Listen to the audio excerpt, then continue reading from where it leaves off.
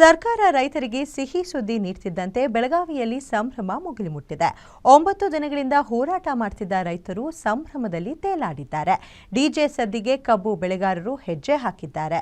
ಜೈ ಜವಾನ್ ಜೈ ಕಿಸಾನ್ ಘೋಷಣೆ ಮೊಳಗಿದೆ. 9 ದಿನಗಳ ರೈತರ ಹೋರಾಟ ಕೊನೆಗೂ ಅಂತ್ಯ. ಗರ್ಲಾಪುರ ಕ್ರಾಸ್ನಲ್ಲಿ ಕಬ್ಬು ಬೆಳೆಗಾರರ ಸಂಭ್ರಮ.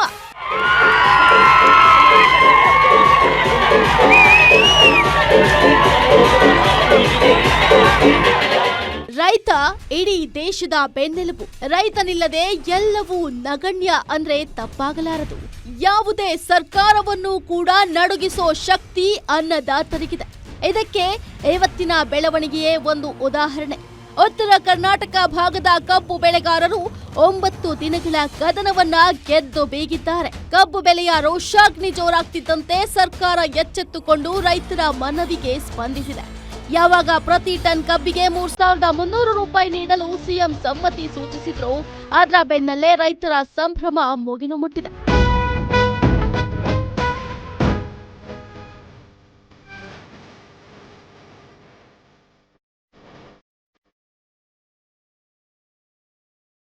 ಬೆಳಗಾವಿಯ ಗರ್ಲಾಪುರ ಕ್ರಾಸ್ನಲ್ಲಿ ರೈತರು ಡಿಜೆ ಸಾಂಗ್ ಹಾಕಿ ಕುಣಿದು ಕುಪ್ಪಳಿಸಿದ್ದಾರೆ. ಹಸಿರು ಶಾಲು ತಿರುಗಿಸುತ್ತಾ ಜೈಕಾರ ಹಾಕುತ್ತಾ ರೈತ ಹೋರಾಟಗಾರರು ಸಂಭ್ರಮಿಸಿದ್ದಾರೆ. ಜೈ ಜವಾನ್ ಜೈ ಕಿಸಾನ್ ಘೋಷಣೆ ಕೂಗುತ್ತಾ ಕುಣಿದು ಕುಪ್ಪಳಿಸಿದ್ದಾರೆ. ಮೊದಲ 3,500 ಕೇಳಿದ್ದೀವಿ, ₹1 ಕುಡುಗು ಅಂತಿದ್ರು. ಇಲ್ಲಿ ನಿಮ್ ಹೋರಾಟ 5 ದಿನಕ್ಕ 3,200 ಬಂತು. ನಿನ್ನ ಮುಂಜಾನೆ ಏನ್ ಹೇಳಿದ್ರಂದ್ರೆ, ಆ ಸ್ವಾಮಿ ಚುನಪ್ಪ ಮಲ್ಲಪ್ಪ ಬೆಕ್ಕರ ಕುಂಡ್ರಲಿ, ನಮ್ಮ ಫ್ಯಾಕ್ಟ್ರಿ ಬಂದ್ ಮಾಡ್ತೀವಿ, ಕರೆ ₹10 ಕೊಡಂಗಿಲ್ಲ ಅಂತ ಹೇಳಿದ್ರು. ನಾವೊಂದು ಮಾತು ಹೇಳಿದ್ದೆ, ಮಾಧ್ಯಮದವರು ತಗೊಂಡಿದ್ರು. ಅದು ಶಶಿಕಾಂತ್ ಗುರುಜಿ ಹಣ ಹೋಗ್ಬೇಕು ಗುರ್ಲಾಪುರದಾಗ, ಇನ್ನು ₹100 ತಗೊಂಡು ಹೋಗ್ತಿರತ್ತೇಳಿ. ಇವತ್ತ ಫ್ಯಾಕ್ಟರಿ 3,250, ಸಿದ್ದರಾಮಯ್ಯನವ್ರು ನಿಮಗೆ ₹50 ಹಾಕಿ ಕೊಡ್ತು. ನಂದ ₹3,300 ಇದು ನಿಮ್ಗೆ ಗೆಲುವದ. ಇದನ್ನ ಏನ್ ಮಾಡಕತ್ತಿದ್ರೆ ಇವತ್ತು ರಾತ್ರಿ, ನಾಳೆ ಕಬ್ಬು ಕಡೆ ಹೊರದಿವಿ, ಗ್ಯಾಂಗಿಗೆ ಕೊಟ್ಟಿದೀವಿ. ಇಲ್ಲಿ ರೈತರ ಎಬ್ಸೋದು, ಹೋರಾಟ ಹೊಡಿದು. ತಮ್ಮ ರೈತರು ಒಂದಾದ್ರಂದ್ರ ನಿನ್ನ ರಾಜಕಾರಣ ನಡೆಯಂಗಿಲ್ಲ, ನಿನ್ನ ಅಹಂಕಾರ ನಡೆಯಂಗಿಲ್ಲ.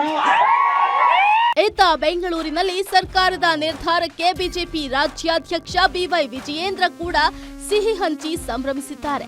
ಈ ವೇಳೆ ಮಾತನಾಡಿದ ಅವರು, ಸಿದ್ದರಾಮಯ್ಯನವರ ಸರ್ಕಾರದ ನಿರ್ಧಾರವನ್ನ ಸ್ವಾಗತ ಮಾಡ್ತೇನೆ. ಈ ಸಭೆ 2 ತಿಂಗಳ ಹಿಂದೆಯೇ ನಡಿಬೇಕಿತ್ತು. ಈಗ ರೈತರ ಹೋರಾಟಕ್ಕೆ ಜಯ ಸಿಕ್ಕಿದೆ. ಪ್ರಧಾನಿ ಮೋದಿ ಭೇಟಿಗೆ ಸರ್ವಪಕ್ಷ ನಿಯೋಗ ಕರೆದುಕೊಂಡು ಹೋದ್ರೆ ನಾವು ಹೋಗ್ತೀವಿ ಅಂತ ಹೇಳಿದ್ದಾರೆ. ಮುಖ್ಯಮಂತ್ರಿಗಳ ನೇತೃತ್ವದ ಸಭೆಯಲ್ಲಿ ಮಹತ್ತರ ತೀರ್ಮಾನ ಏನಾಗಿದೆ, ನಾನು ಸ್ವಾಗತ ಮಾಡ್ತೇನೆ. ಈ ಒಂದು ರೈತ ಸಂಘಟನೆಗಳು ಮತ್ತು ಕಬ್ಬು ಬೆಳೆಗಾರರ ಹೋರಾಟಕ್ಕೆ ಸಂದ ಜಯ ಅಂತ ಹೇಳಿ ನಾನು ವಿಶ್ಲೇಷಿಸೋದಕ್ಕೆ ಇವತ್ತೇನು ಸಭೆ ಕರೆದಿದ್ರು ಮಾನ್ಯ ಮುಖ್ಯಮಂತ್ರಿಗಳು. ನನ್ನ ಪ್ರಕಾರ ಈ ಸಭೆ 1 ಅಥವಾ 2 ತಿಂಗಳು ಮುಂಚಿತವಾಗೇ ಈ ಸಭೆಯನ್ನ ಕರಿಬೇಕಾಗಿತ್ತು. ಬೆಳಗಾವಿಯಲ್ಲಿ ಕಬ್ಬು ಕಿಚ್ಚು ತಣ್ಣಗಾದ್ರೂ ವಿಜಯಪುರದಲ್ಲಿ ಆಕ್ರೋಶ. ರಿಕವರಿ ದರ ಗೊಂದಲ ಮುಂದುವರಿದ ರೈತರ ಪ್ರತಿಭಟನೆ.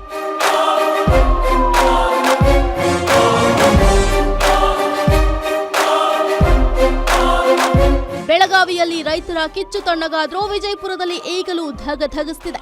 ರಿಕವರಿ ಆಧಾರಿತ ದರ ನಿಗದಿಯಿಂದ ವಿಜಯಪುರ ಜಿಲ್ಲೆಯ ರೈತರಿಗೆ ಯಾವುದೇ ಲಾಭವಾಗ್ತಿಲ್ಲ ಅಂತ ರೈತರ ಆಕ್ರೋಶ ವ್ಯಕ್ತಪಡಿಸಿದ್ದಾರೆ. ನಮ್ಮ ಹೋರಾಟ ಮುಂದುವರಿಸ್ತೀವಿ, ನಾಳಿನ ಸಭೆಯ ಬಳಿಕ ನಿರ್ಣಯ ಮಾಡ್ತೀವಿ ಅಂತ ರೈತರು ಪಟ್ಟು ಹಿಡಿದುಕೊಳ್ತಿದ್ದಾರೆ. ಬಟ್ ನಮ್ಮ ಬಿಜಾಪುರ ಜಿಲ್ಲೆಯಲ್ಲಿ ರಿಕವರಿಯಲ್ಲಿ ಮೋಸಿದೆ. ನಮ್ದು 9.9 ಇದೆ ಇಲ್ಲಿ, ಮತ್ತು ಕೆಲವೊಂದು ಕಡೆ 10 ಪಾಯಿಂಟ್ ಇದೆ.